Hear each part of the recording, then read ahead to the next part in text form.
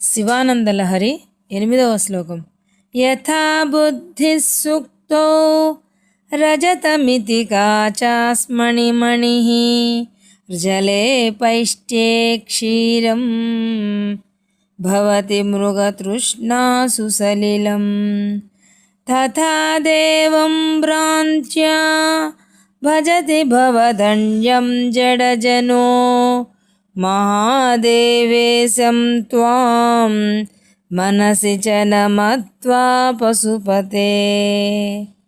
ఓ పశుపతి, సర్వేశ్వరుడివైన నిన్ను మనసులో చింతించగా మూఢమతి అయిన మానవుడు ముచ్చపు చిప్పను వెండిగాను, గాజు ముక్కను మణిగాను, పిండి నీటిని పాలుగాను, ఎండమావుల్లో నీళ్లను చూచి ఎలా భ్రాంతి కలిగించుకుంటాడో అలా నీకంటే పరులైన వారిని దేవుడని భ్రాంతితో సేవిస్తున్నాడు.